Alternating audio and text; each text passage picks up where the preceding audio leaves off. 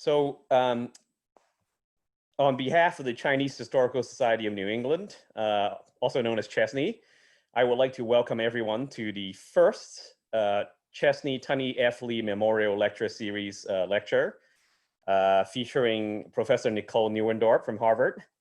My name is York Lowe. I've been a board member for Chesney since 2011, and I am the founding chair of the Tunney Lee Lecture Series. So first of all, I would like to thank you, everyone, because I think every one of you here, you have already donated to our lecture series and also, supporting really the legacy of Tunney. So Brianna, if you don't mind moving to the next slide. So today I'll start with the introduction. Then we are very honored to have Dr. Dara Lee Lewis, who is Tunney's daughter, to join us to say a few words. And then, of course, the feature presentation with Nicole, and we'll have a Q&A afterwards. Next slide. So the lecture series started during the summer, pretty much shortly after Tunney passed away. And Tunney has been a longtime supporter of our association. And we believe that, really in our mission and his life work really in terms of preserving and promoting history of Chinese Americans are really aligned. And there wasn't really, I remember when I brought it up to the board, that we should set this up. It's really, there was not much of a debate or discussion, it was just very natural because I think everybody viewed Tunney as a teacher. And he's always basically giving wonderful talks and lectures, and you can still see some of that online. Although he's gone, there's really so much work that, we were so glad to be able to continue his work in this fashion. The lecture series will generally, it will be virtual until, COVID subside, I think. But the good thing is, I think because it's virtual, we're able to get to reach for the first time many people who are outside of the Boston area. So this is very exciting in a different way. And in terms of the topics for the lecture series, it will be mostly about Chinese Americans, which is what Tunney is very passionate about. So just for some coming attraction, we already plan ahead for the next event. So in November, we will have our annual meeting honoring our two Sojourners awardees, just like Tunney, who received the award in 2002. So you will see a lot of emails after this event about that. And then in December, we have scheduled with Major General Bill Chan to talk about Chinese American World War II veterans, specifically from the New England area. As you know, there's a congressional gold medal effort this year and the new book that came out. So that would be very exciting. And then you will also find another lecture that we have already scheduled for Q1 with Rob Morrison to talk about Senator George Hoare, who was a strong opponent of the Chinese Exclusion Act. So I think what you will see is we'd like to have as many people involved in Chinese American history as possible. I personally, aside from my day job as an investment management profession, I'm very interested in Chinese history, similar to Tunney, right, who also, as an architect and urban planner, has strong interest in promoting Chinese history. And it is more important than ever because we already have been here. We have Chinese in the Boston area since 1798. We have people who fought in the Civil War. We have people who fought in World War I, World War II.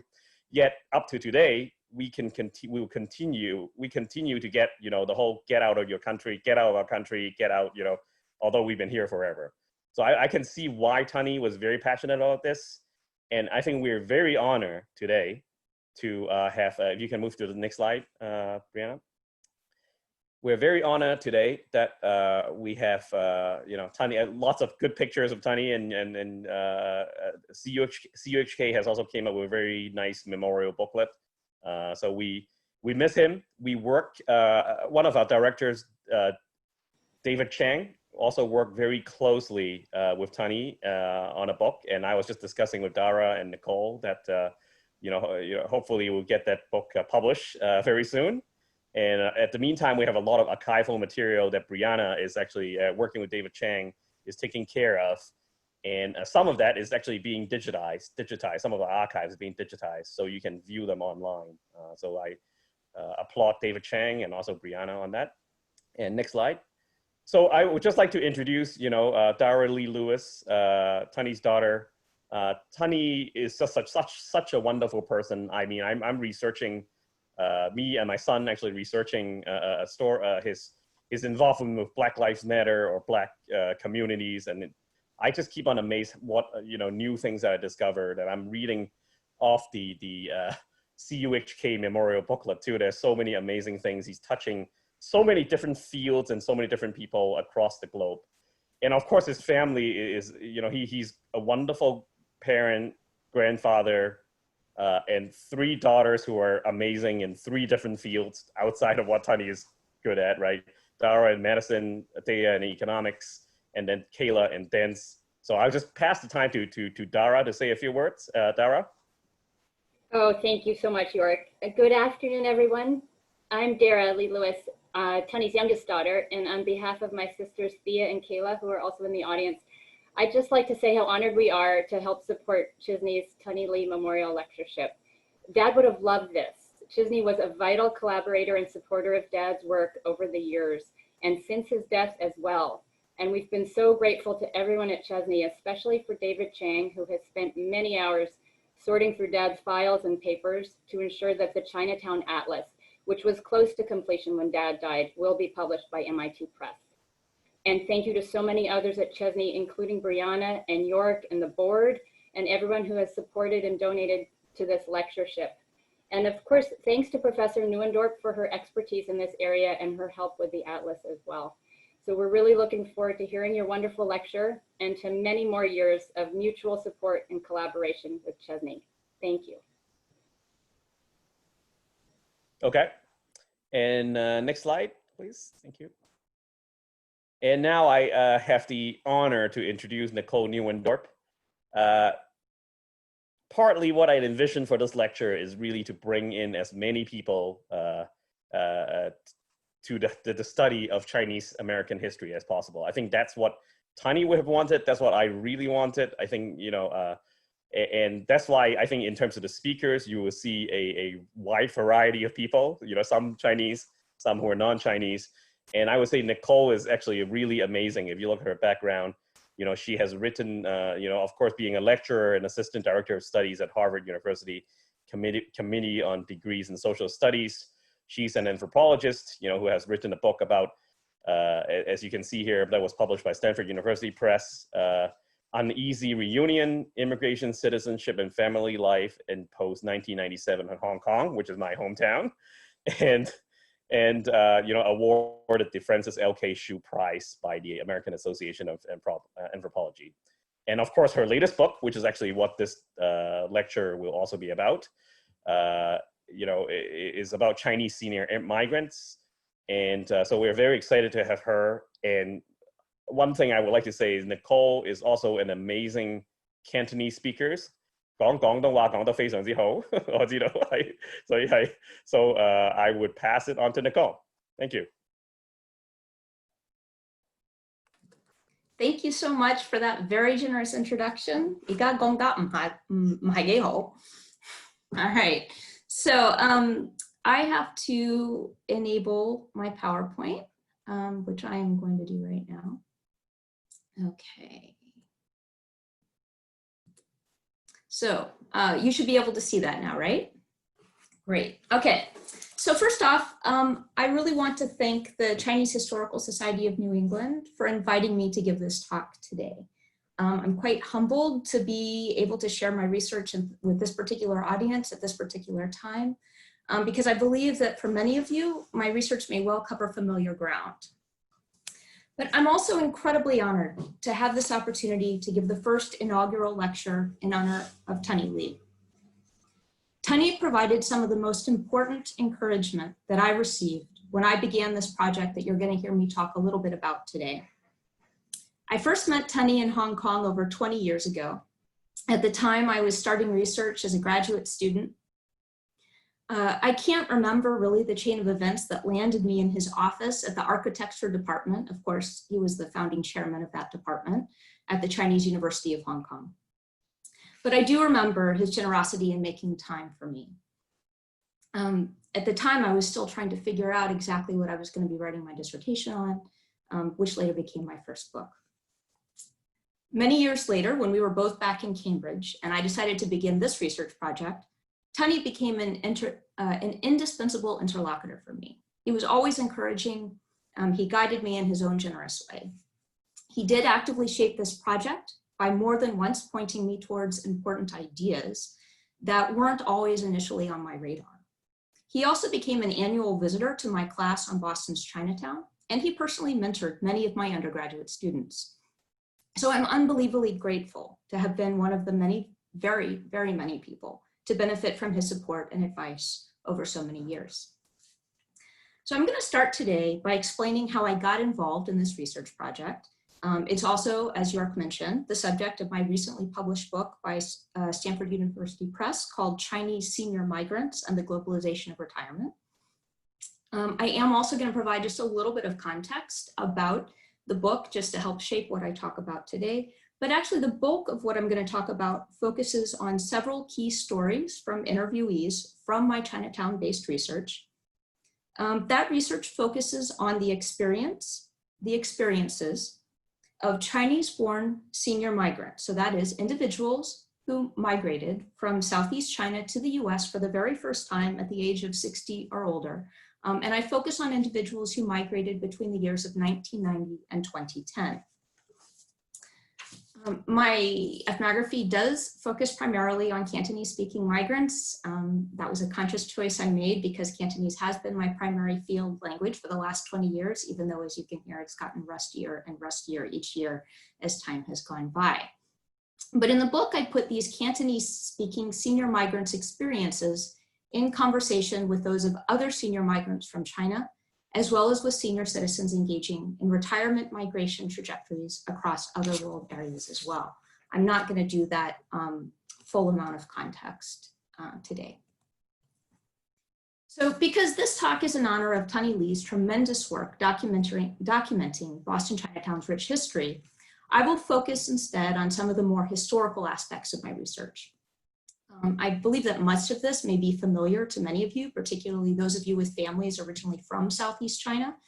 So I look forward very much to hearing your thoughts about my own interpretations of the experiences that I learned about. And I also welcome your feedback, your additional stories and questions. So hopefully there should be plenty of time for me to address audience comments and questions at the end of the lecture. One of the most important things that I learned through my research was about the influence of earlier life experiences on Chinese seniors' contemporary later life migration pathways. So what that means is I'm interested in how much the past matters for their migration pathways that are taking place right now. Many of my interviewees would be similar in age to Tunney, who came from the same region of China to Boston as my interviewees did, but when he was 7 in 1938. In some ways, Tunney's life serves as a kind of counterfactual to the lives of my interviewees and some of the stories that I present today. His migration journey took place 50, 60, or 70 years before theirs, but it was rooted in the same historical processes that directly influenced their lives, even though my own interviewees were only able to come to the US fairly recently.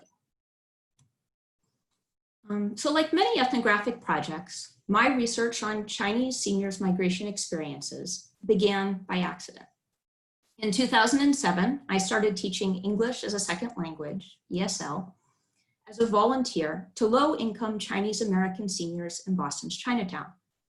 I had assumed that my ESL students would be long-term residents in the United States. That is, I thought that they would all be older individuals who had immigrated as younger adults and who had really never had the time or the energy to learn more than a little English while they were working for decades at low-paying jobs in Chinese restaurants and surviving at the margins of American society.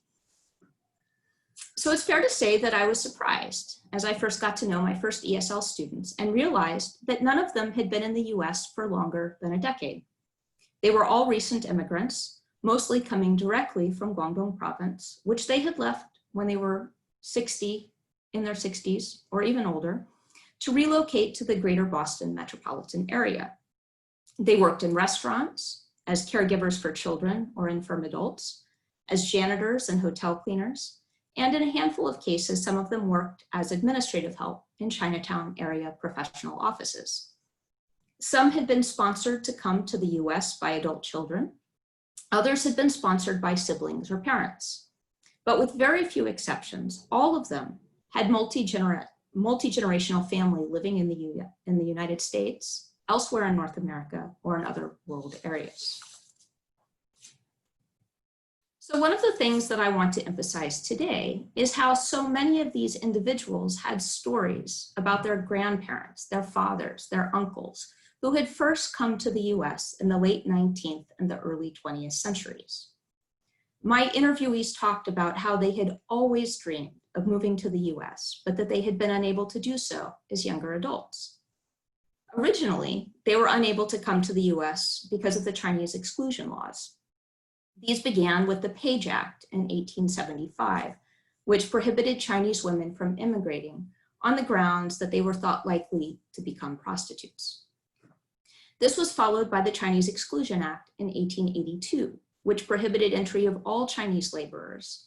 And that lasted until the act was repealed in 1943, when China and the US became allies during World War II. Of course, even then, the numbers of legal entrants to the US were extremely limited by the continuation of numerical quotas that had been established decades earlier. After World War II, my interviewees were unable to come to the US because of what they called liberation. So liberation, of course, refers to the founding of the People's Republic of China in 1949. After that, it became virtually impossible to exit China until at least the late 1970s, but often the early 1980s, once the Maoist era had ended and after what's known as reform and opening up began. As one of my interviewees commented, if it weren't for liberation, many of us would have left China a long time ago. My interviewees also told me about the family members that they had left behind in China once they were finally able to come to the US in the 1990s and the 2000s. These family members included aging parents, siblings, adult children, and even grandchildren that they had cared for before migrating. They noted both advantages and disadvantages to living in Boston. These included things like food, service, safety, and of course, racial concerns, among other things. Many of them voiced in anguish how difficult it was to get by and adjust to living in the US as older adults. But at the same time, they also repeatedly talked about being comfortable and being happy here.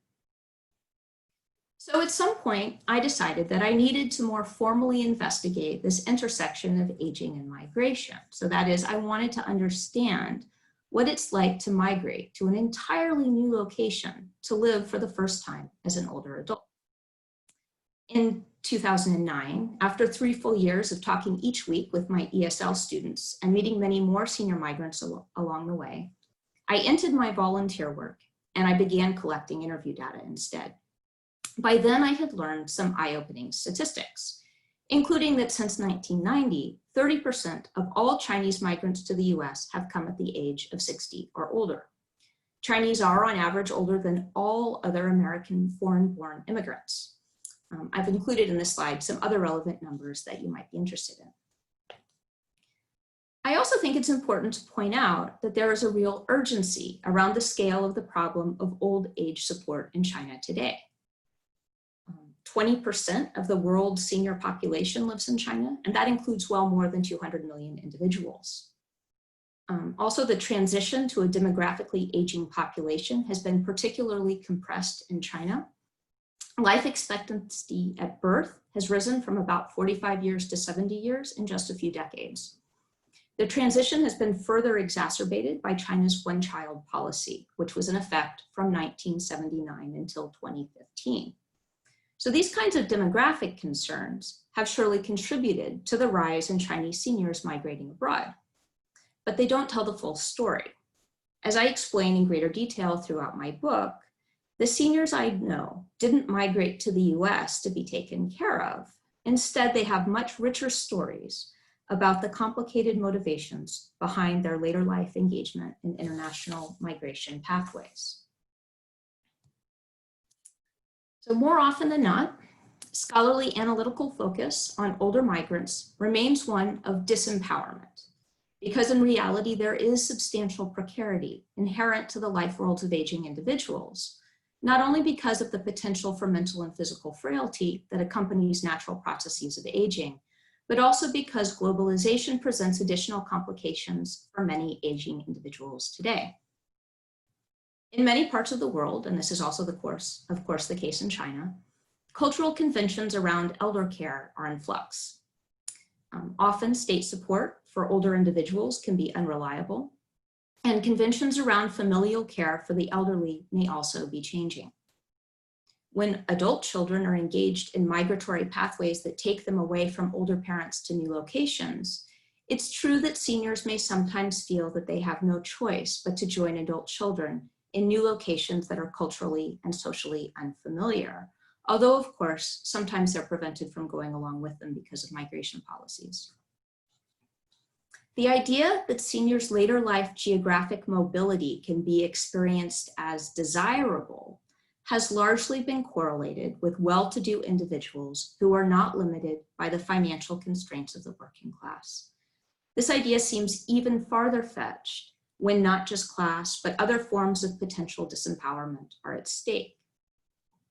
For my interviewees, those additional forms of marginalization included the inability to speak English or much English, and unfamiliarity with the cultural and bureaucratic systems to access housing, medical care, and other daily life necessities in the United States. Yet the central argument in my book hinges on the idea that seniors matter in these migratory pathways and processes. This is a seemingly simple idea, but it's one that Tunney encouraged me to make because it's also a powerful one. So I highlight seniors' own agency and their engagement in global flows of movement and geographic mobility processes. I argue throughout the book that seniors' age, so what we might think of as their temporal positioning as older migrants, creates new possibilities for exploring forms of interaction, collaboration, and affinity to people, places, and ideas that might otherwise be unexpected. It's from these unexpected interfaces that we learn how my interviewees achieved a sense of well-being, despite the potential obstacles to that well-being that they faced almost every day. So I'm going to transition now from the more contextual information about my book to the first story that I'm going to talk about, which is framed around the idea of diaspora. But as I do this, I want to note a few things about my use of stories in research. I really did first get hooked on this project by listening to the stories that I heard from my ESL students about their migration experiences in the US as older adults. And Tunney also often told me that stories are central to understanding the city and what happens there. And so that further reinforced my commitment to using stories as an approach for understanding the worlds of others. For me, collecting stories is about actively listening to what others were willing to share about their lives. Doing this has been both a challenge, but also a delight. I think it's important to note that the stories that I was told might not be the same stories that my interviewees would have told or shared with others in their lives. I think it's also true that sometimes people didn't want to share certain kinds of stories, and that was, of course, something that I always respected. At other times, my interviewees found that some of the stories that they told were so personally powerful that they couldn't continue their narration, and we would just have to stop the interview. I also want to point out that what I paid attention to in stories might have been different from what others would have noticed, and that my interpretations might well differ from those of someone else who heard the same stories. But I think it's really equally important to emphasize that so many people wanted to share their stories and really wanted to have a chance to talk with me about their lives. As I move into the first story, I want to make clear that I've omitted some key details in each story and in relationship to each person to help protect my interviewees' confidentiality. And all the names that I use throughout the talk, of course, this doesn't include Tunney or a few historians whose work I also reference, but all the other names I use are pseudonyms. So let's move to the first story, which is focused around diaspora from Southeast China, the area that historian Philip Kuhn calls the homeland of Chinese emigration.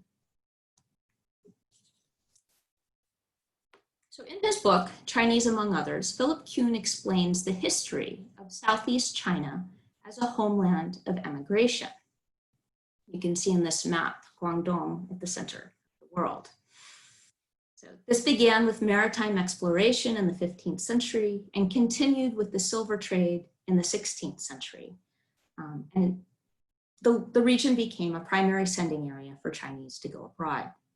By the 19th century, mass immigration was taking place despite Qing imperial edicts that prohibited immigration abroad until 1893.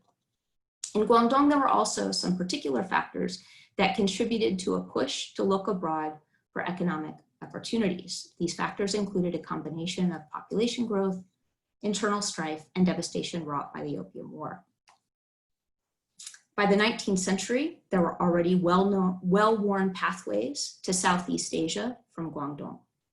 But in the mid-19th century, new pathways developed, specifically to the Americas and also to Australia. One attraction in particular was the gold rushes, both in North America and in Australia. In the Caribbean and in other parts of the Americas, there was a need to replace slave labor with other forms of cheap labor. So throughout Southeast China, migration was built into a pattern of life in which labor spread outwards as opportunities permitted, creating corridors of interaction between particular sending areas in China and particular locations abroad. One of my interviewees, who I'll call Mr. Chung, had a typical family trajectory. Mr. Chung and his wife were sponsored to come to the US after they had retired from their work in China. An adult daughter sponsored them to come in the late 1990s. But was also the case with almost all of my interviewees. Mr. Chung's daughter was not the first person in the family to have immigrated from China. Mr. Chung's grandfather, in fact, was the first person to come to the US. Mr. Chung never met his grandfather. His grandfather didn't maintain communication with his family from China after leaving. And Mr. Chung told me that he actually didn't know anything about his grandfather's experiences of life in the US. But Mr. Chung's father and his uncles had also left China. His uncle for the Philippines and his father for Hong Kong. And even though they lived only a few hours away from each other by bus, by train, by car, the two of them never interacted during Mr. Chung's childhood or even much during his adult life. At the time of our interview, Mr. Chung's family members lived in the Philippines, in North America, in Hong Kong, and in China.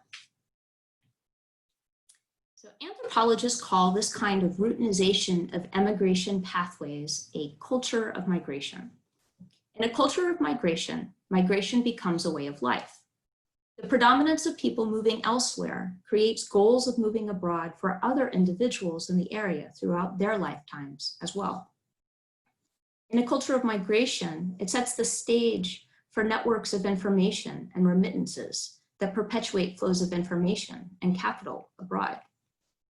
It also inculcates in children a desire to move away. That becomes the desired pathway, maybe the only pathway to pursue one's livelihood. So with many of my other interviewees, these kinds of influences through their stories were things that I also heard as they talked about having wanted to come to the US since they were children. One of my interviewees, a woman in her late 60s, when I met with her almost 10 years ago, she told me, from my mom's generation, we already thought that the families who went to America were good. My mom wanted to go to America too. Sometimes when my sisters and I all get together here in Boston, I just can't believe that we're all here in America together. In a culture of migration, emigration is routinized with well-developed knowledge about pathways to particular receiving destinations. Individual opportunities for emigration are supported by connections with family members abroad and by institutional networks that provide the knowledge and social capital necessary to journey, settle, and find work in other locations. Also important are the financial resources. Family life and the migration journey are supported by remittances that are sent back by those already overseas. Remittances can also provide larger infrastructure support that includes, for example, education for an entire village's children. However, for my interviewee, Mr. Chung, his motivation to migrate to the US was actually more complicated. Unlike most of my other interviewees, he did not actually have a lifelong desire to come to the US. Instead, he moved to the US rather reluctantly following his wife after she retired in China and decided to come and look after their grandchild who had been born here. Mr. Chung liked his friends and his networks in China. He felt it was easier to shop for food and to socialize with friends there.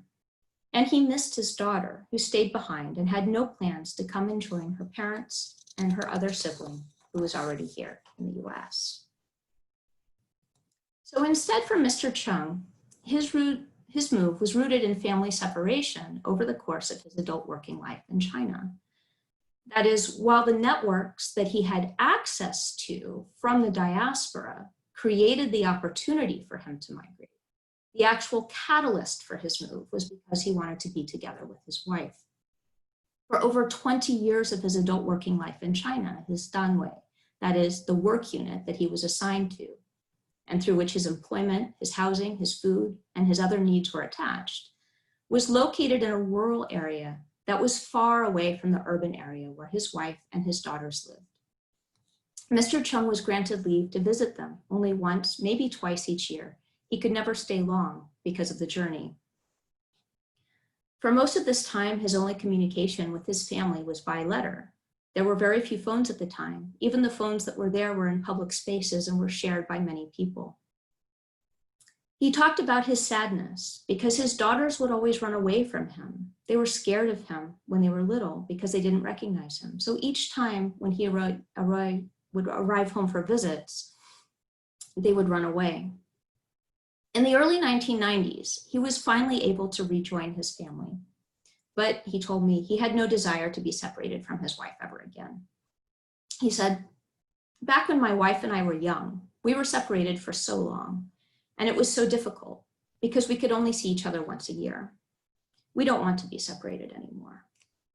So he chose to follow her and be near one of their two adult daughters here, rather than staying in China, where he would have been more comfortable and close to his other daughter.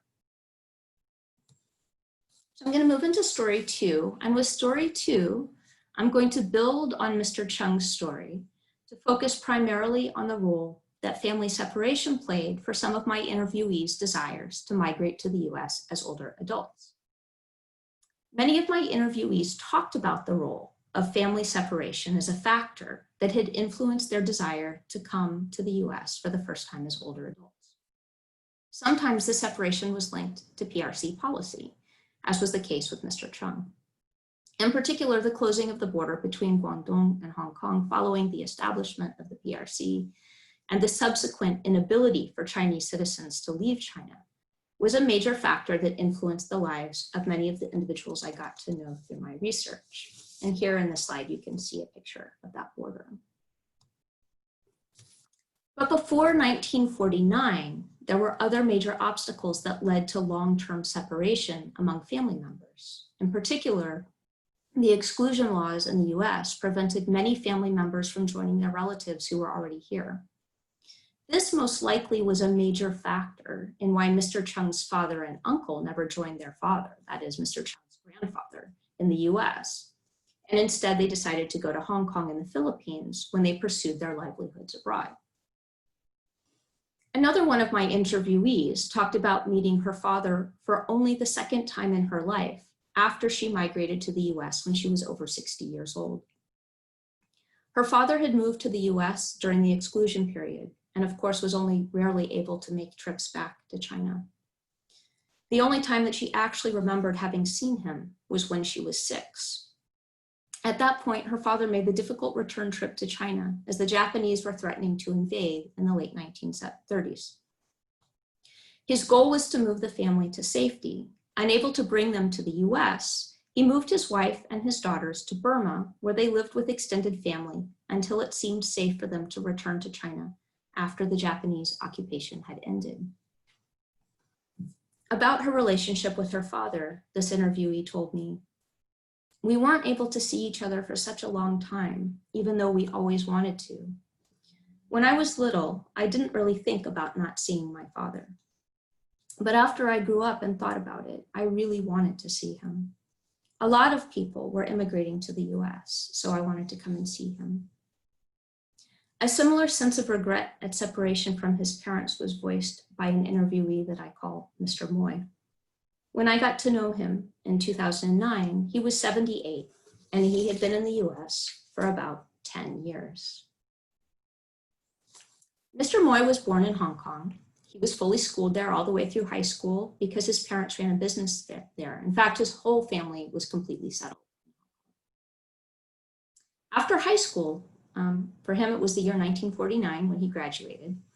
He had to make the choice of staying in Hong Kong or returning to China for college. In 1949, Hong Kong didn't have very many options for higher education. There was only Hong Kong University.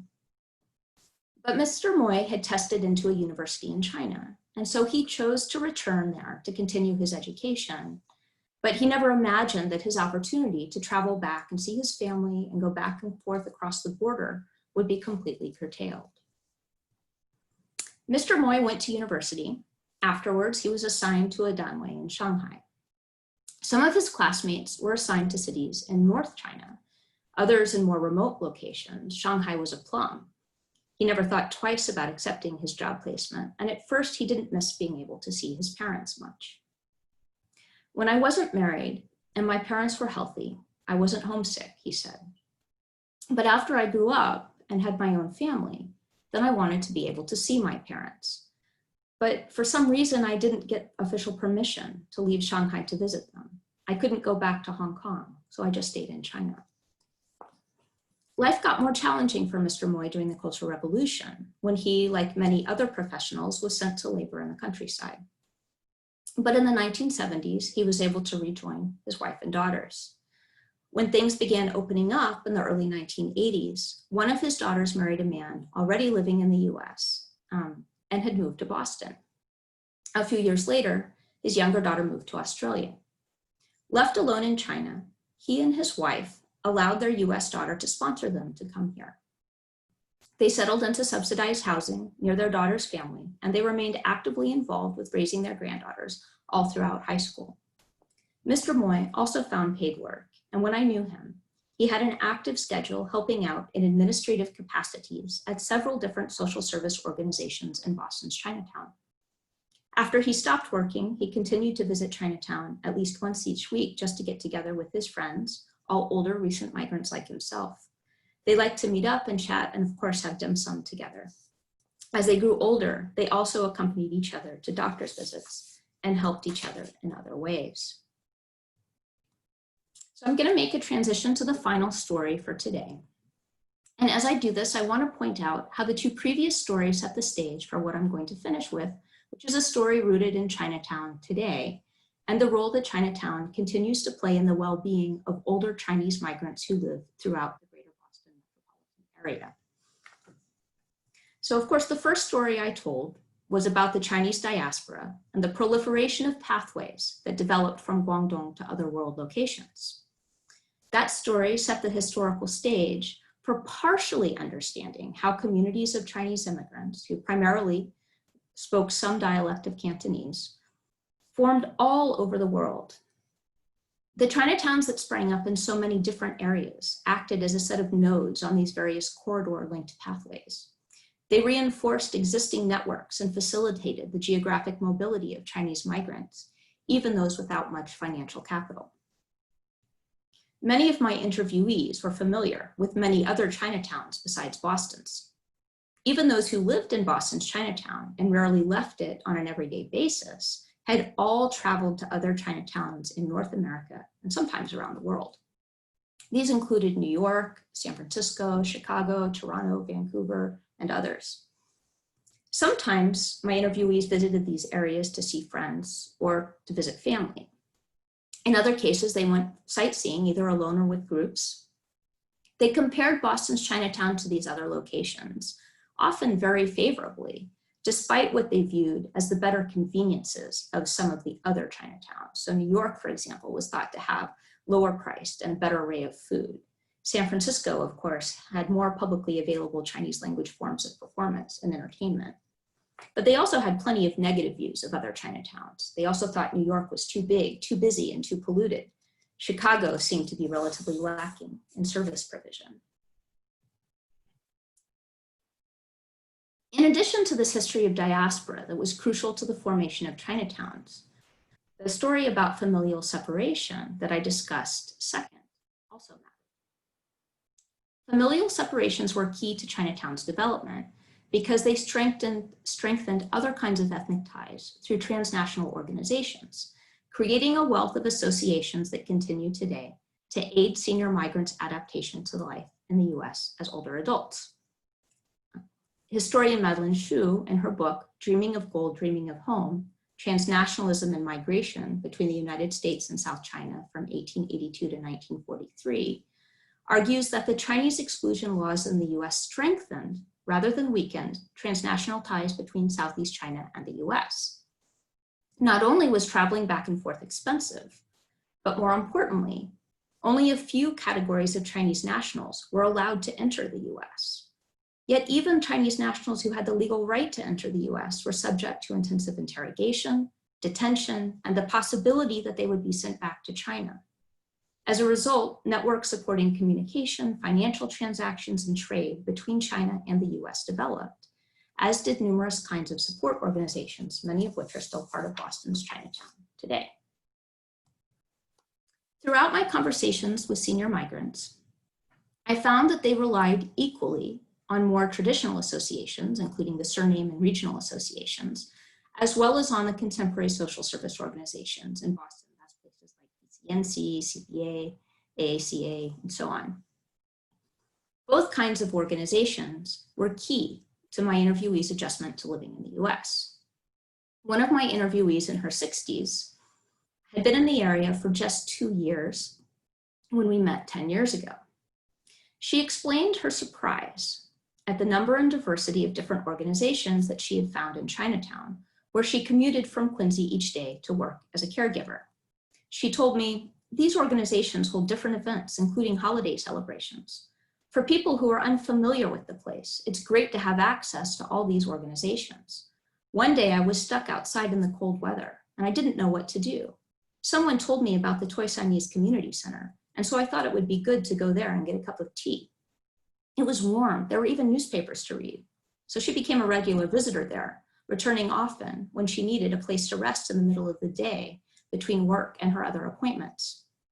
But she had also relied on other service centers for many other aspects of her life, including her training as a home health aide, and also for locating her place where she was living in Quincy.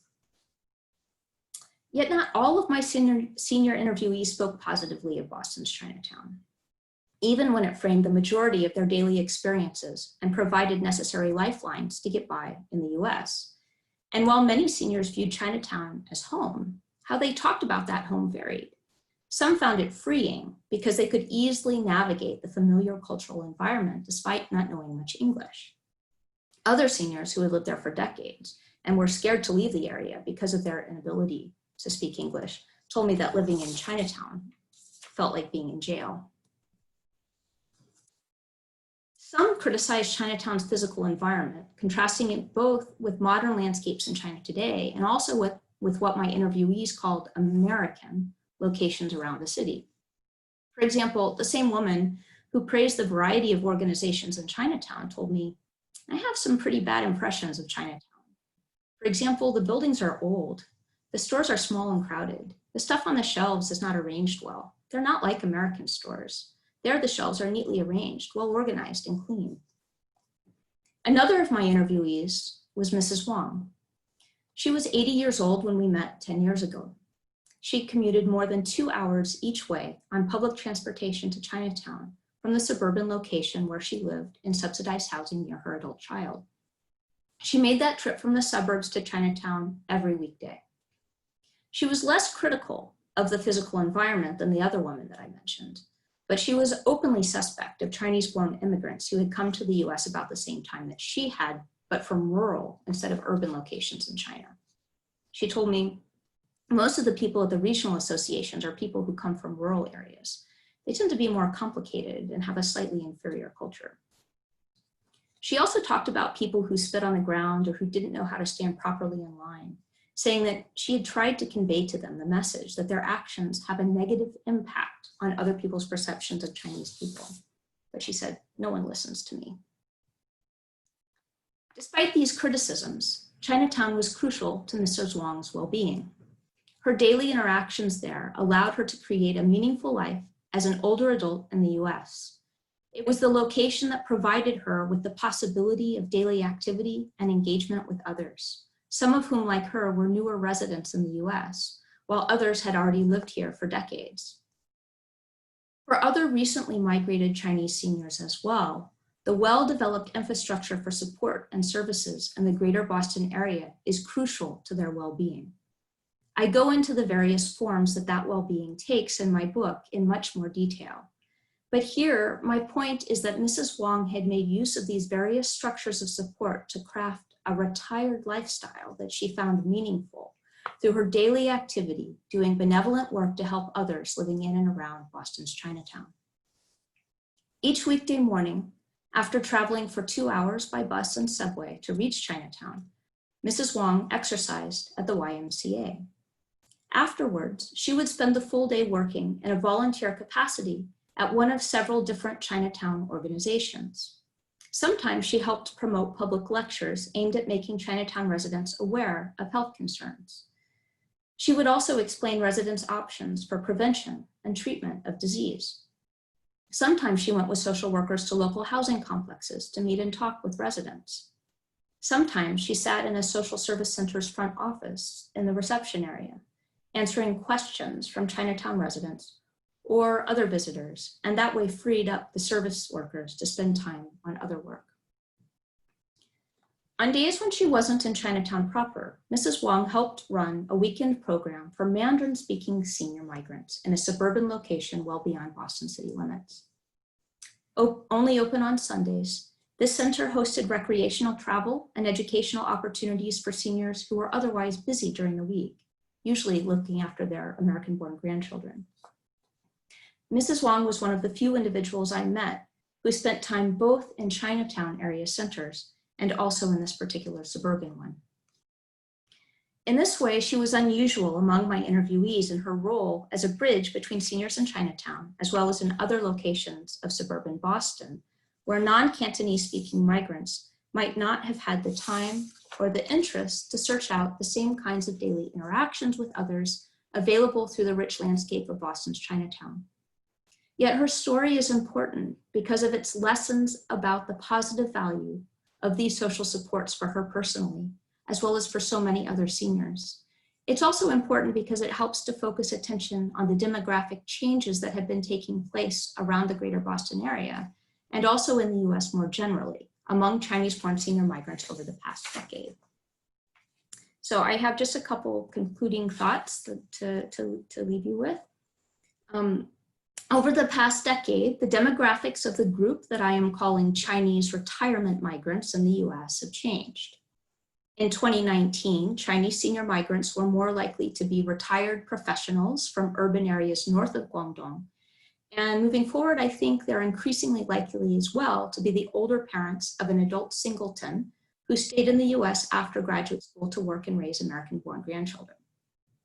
In contrast, my sample group are all Cantonese-speaking individuals who immigrated to the US between 1990 and 2010 at age 60 or older. They are from rural and urban areas, and they have both working class and professional backgrounds. In the US, they are most often tied to working class migrant families living in Boston's Chinatown, but also other urban areas around Boston, including Quincy and Malden. But that's in contrast to many of the well-to-do suburban locations inhabited by the more recent senior migrants tied to the middle class through their adult children working in professional occupations. The historical roots of my interviewees' migration pathways, growing up as I talked about with migration as a way of life, does indeed set my interviewees apart from other groups of Chinese senior migrants. Nonetheless, there's much that all senior migrants from China experience in common, And I present substantially more information, in fact, chapters of my book about this, but unfortunately didn't have time to talk about it today. The migration pathways that I detailed here, despite being long in the past, are now firmly rooted in place. These historical processes have laid the groundwork for rich possibilities for further expanding future Chinese senior migrant pathways from regions well beyond the Pearl River Delta. It's true that right now, many, if not all, migratory pathways are currently on hold because of world circumstances that are well beyond our individual control. However, these migratory practices are likely to pick up again and continue to develop in the future. This is because these pathways are already so well developed. It's also because of the other forms of institutional support in and around Boston's Chinatown that are crucial to senior migrants' well-being. So I want to end on this note about looking ahead to the future.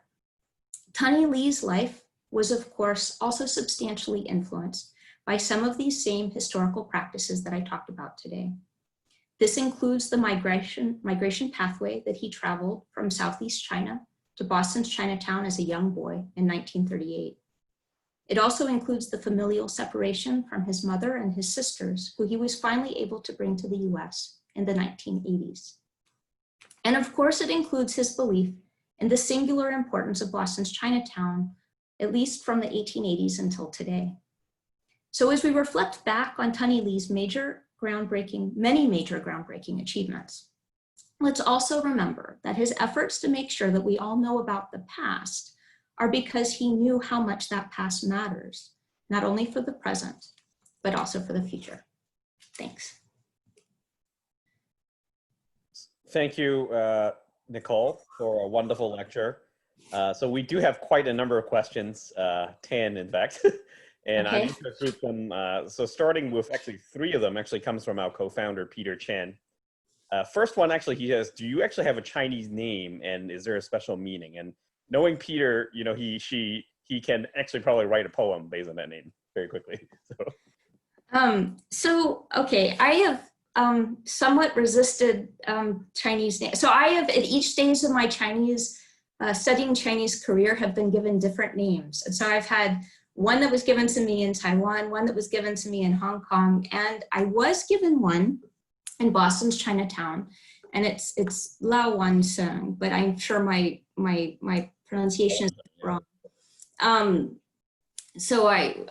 Which is supposed to just really sound like Newendorp, but of course it's got some other meaning. I'm gonna have to go back and look at it, but I think that the Lao is like a willow. Yep. And then one is like clouds. Yep. And then the sun. It's actually very timely because it's about since we are close to the Mid-Autumn Festival. It's a very famous character related to that. So another question he asked is, did you work with the Greater Boston Chinese Golden Age Center in your research? And also, like, you use Sampan or Tsingtao or any of those Chinese media also work with you? Sure. Yeah, so I actually, when I started as a volunteer doing ESL work for the seniors, I started at the Golden Age Center. I went every afternoon for 3 years and had either 1 or 2 different classes of seniors that I taught on a volunteer basis during that period of time. And also went once a week for at least a full year to Hongao House, where I just wasn't doing research, but was just sort of spending time with people, getting a sense of what was happening there in the organization and just watching older people's lives. When I stopped doing the volunteer work, anyway, so it was incredibly important. There's so much that I wouldn't have been able to do if I hadn't done the volunteer work, right? So not only did I learn about people's stories, but I also made a lot of personal connections, not just with my students, but with a lot of social workers and other individuals that were working at the centers. And basically, they were very helpful in sort of helping me with personal networks and introductions that allowed me to then move off, like after I stopped doing my ESL work, teaching, then to go and do research. So it's really important for me to say I never did research at Golden Age Center. But what happened was because I was doing my ESL work there, I was able to meet people there and form connections that formed the basis of my ability to make additional connections to then connect with people and do interviews over the following years. And I guess two other questions, I'm combining those two. One is how many, what's the total number of interviewees that you interview with? And Yeah, so, keep in touch with right. So my research took place over 4 years in bits and pieces in different ways. So for example, I had about 6 months in the fall and winter of 2009, when I was doing individual interviews with people all throughout that time. And I was also spending time in a number of different organizations. Actually, that year it was mostly through Harvard-based organizations that do ESL and citizenship tutoring for seniors. The following summer, I spent 3 full months doing interviews with people in and around Boston's Chinatown, and also interviewed a lot of individual leaders of different organizations or other workers at other organizations in and around Boston's Chinatown. And then the following year, I've missed a year, sorry, but I'm not gonna spend too long going back. I spent a full summer in Quincy, then not doing interviews, but doing participant observation. So what I want to say is that throughout the time that I was doing research, I did a combination of individual interviews and time spending at least 1 day a week over multiple months at a time in different locations. So for example, when I was doing research, I would spend Monday at one organization, Tuesday at one organization, Wednesday at one organization, Thursday, and then Friday. All of that is to say that it was a combination of participant observation and interviews. I probably, in terms of one-off interviews, interviewed at least 50 individuals. In terms of the participant observation I did across so many different organizations and locations, I have about 200 single-space pages of research notes from those engagements. Thank you. So unfortunately, I have to jump off the event. I would just like to thank everyone who supported the event, and I'll pass it on to Brianna or Nicole. You can also read off. There's still I haven't had time to scroll through the different questions. They're all covered here. So if Brianna, if you can handle, but I would really like to thank everyone from the bottom of my heart for supporting this lecture series. And I look forward to doing this in person, hopefully at some point. But thank you, Nicole, also, and Dara, and everyone else. Thank you. Thank you so much, York. Thank you. All right, we have a few more questions left. One of them comes from an anonymous attendee. It is, was there a gender difference among seniors you interviewed who came to help with childcare, and did any seniors express a desire to return to China? Right, so this is a great question. So one of the things that's entirely the case is that I have what social scientists would call a biased sample of interviewees, in the sense that my interviewees were all individuals who had made the decision to stay in the US. Whereas they did know people that had returned to China, and they were engaged with flows of information even when they were in China in terms of making their decision whether or not they were going to come here.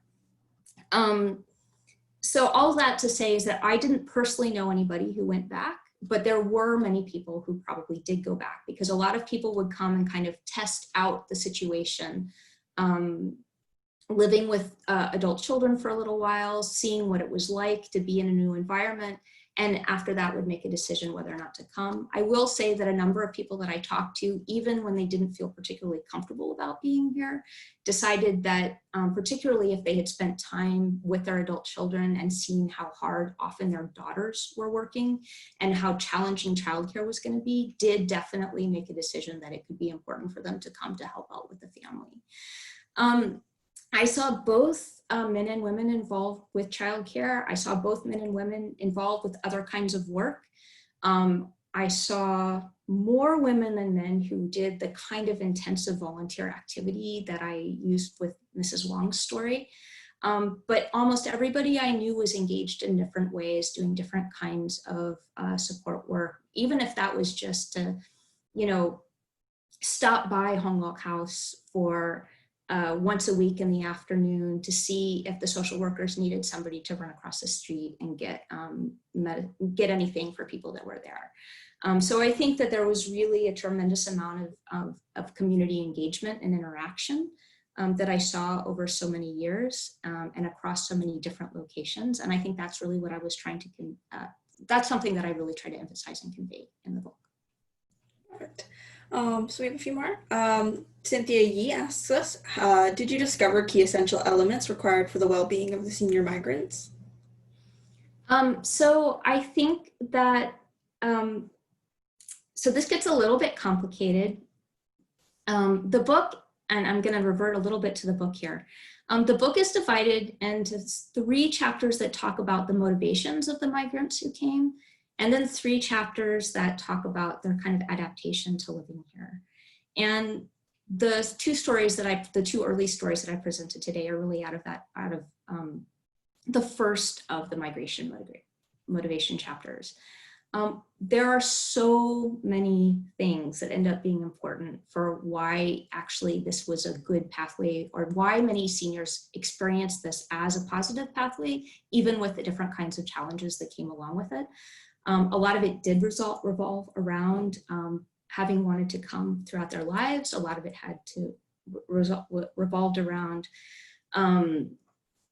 ideas of how living in the US allowed them, and this is something that it's very complicated and I don't want to sort of trip myself up with too much, but there's a sort of generational effect for individuals who throughout their adult lives worked during the Maoist period to help create an ideological vision of society in China that they had hoped would continue as they grew older there, and have found since they've gotten older that in fact that is not the vision of society that China has realized. And so while they remain deeply proud of China and all of its accomplishment over the last decades, found that in some ways living in the US, they had a better sense of harmony and being able to access certain kinds of values around egalitarianism and justice that they felt they had been locked out of in China. So that was actually something that was really key. Also, the ability for them to be able to be so active and have so many opportunities. My ESL students, for example, were thrilled to have the opportunity to be out in society, to be doing something that felt meaningful and engaging during their days, as opposed to, had they been back in China, they didn't feel that they would have equal opportunities to do that. So they're really so, like each chapter actually maps out sort of a different way that their well-being is intertwined with being here, both in terms of motivation and in terms of their life here as they've adjusted to being here over time. Perfect. So we have, let's see, from Jason Yu, how widespread was the disdain for the culture of more rural migrants among the migrants who came to the urban areas of China? Thanks, Jason. Very widespread.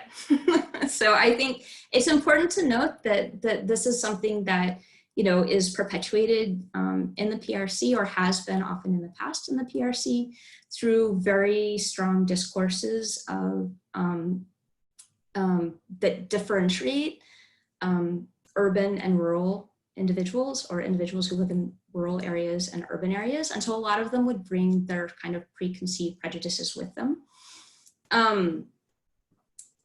People did interact together here in all different ways, and I mentioned some of the ways that that does happen. And so it's not like they definitely kept those prejudices over time, but definitely that was something that, and you saw it even in spatially in terms of apartment buildings, how people spent time together.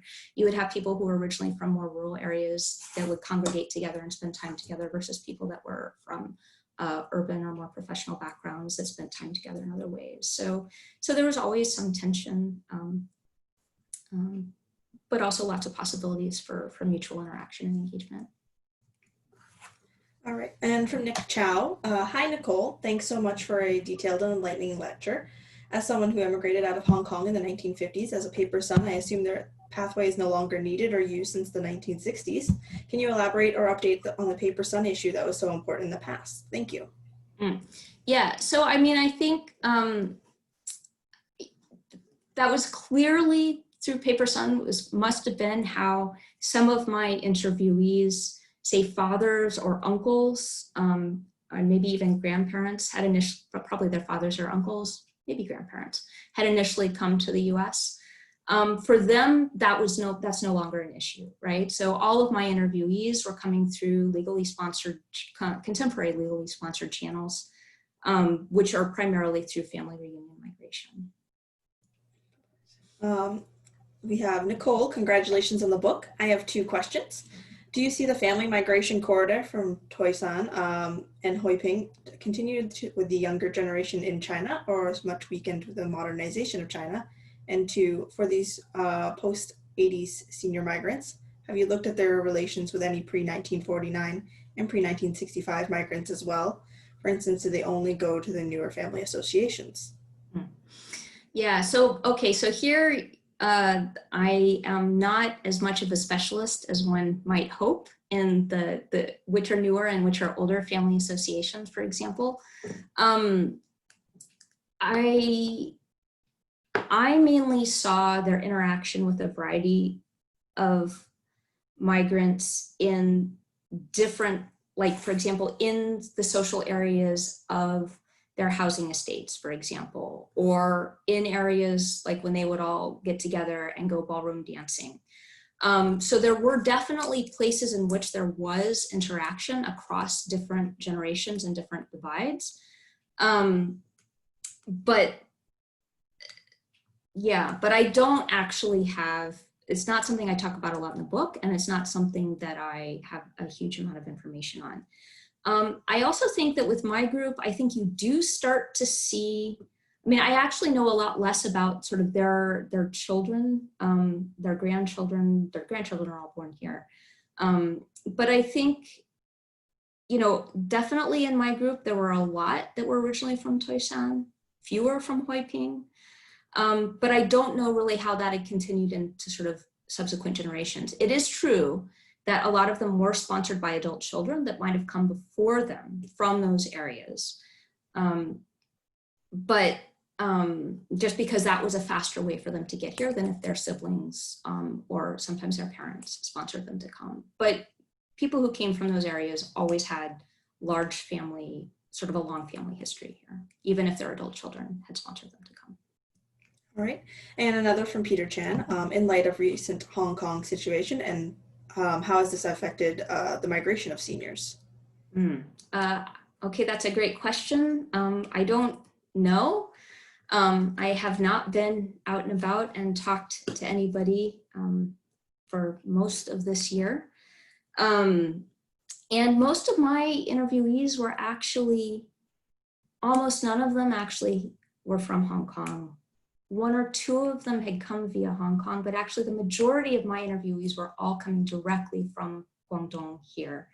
You know, starting 1 or 2 in the sort of early 1990s, but much more of them clustered around 2000. So I think, you know, for a number of reasons, it's much less likely for Hong Kong older migrants to be in that sample group. It's much more likely for some of the kinds of things that I'm talking about here, and talk more in the book, for them to be from Guangdong, if that makes sense. Sorry, I think from Hong Kong, you're much more likely to see individuals who came in a much earlier period of time. We have just 3 questions left.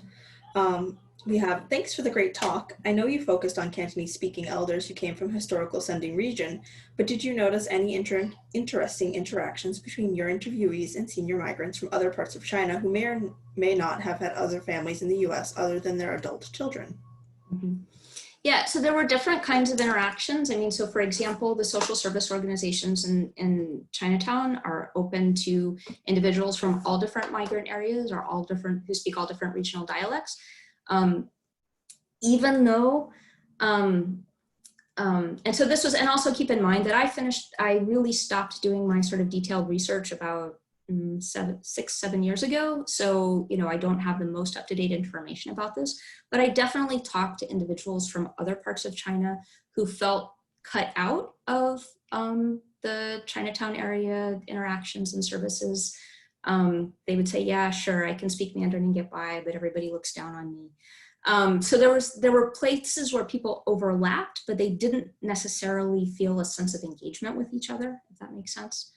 There were other places where actually people did interact. And so I don't know how much of it was sort of personality, how much of it was people being in different locations and finding different kinds of opportunities. So my last chapter of the book actually talks about dance and seniors' engagement in dance, both the ballroom dancing group, which people in and around Chinatown may be familiar with, that attracts Chinese seniors from, and sometimes younger individuals, from all around the diaspora and from all different periods of time, not just the group of my interviewees. And also doing other kinds of dance at a senior center in Quincy, where I spent a lot of time. In all of those cases, people are interacting from all different regions, all different time periods, all different backgrounds. And so that's something that I explore about what was happening with that, sort of in terms of a formation of a sense of community that wasn't just limited to my interviewees. All right. And then the last two questions actually come from our board member, Joseph Wang.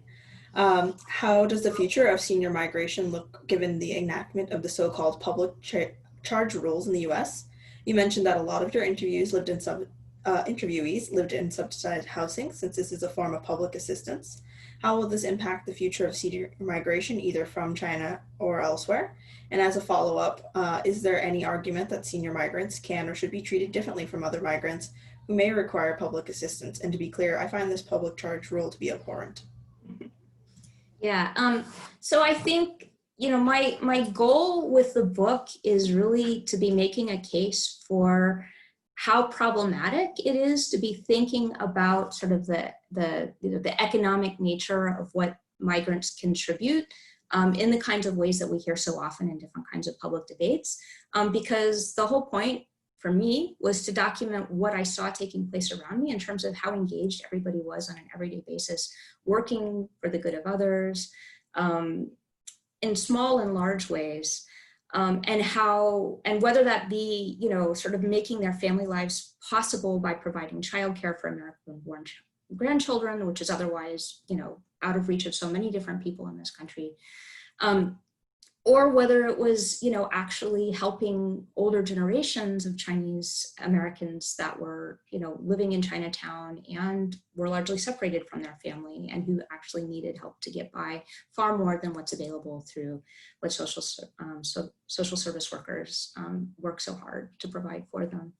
So obviously the public charge rule is a problem. I think I've been less focused on that as a concern and more on how grandparents are potentially being used as a wedge to dismantle family migration policies for coming to the United States more particularly. Since I think that it's easy, or it's potentially easy, for people to dismiss them as individuals who rely more on public services. I think my goal throughout the book is to be providing sort of case after case of documentation of ways that they are contributing very positively, both not just economically, but also socially and politically to the communities in which they're living. Thank you. All right, that was all the questions we had today, actually. So I do want to thank you, Nicole. It's been a pleasure working with you these past month, really, and York and Dara as well. I'm not sure if York is here anymore. And I want to thank everyone who's here with us today and giving us your time on a weekend. I hope you found this as fascinating as I did, and we will see you next time. Thank you so much. Thank you. Thank you so much.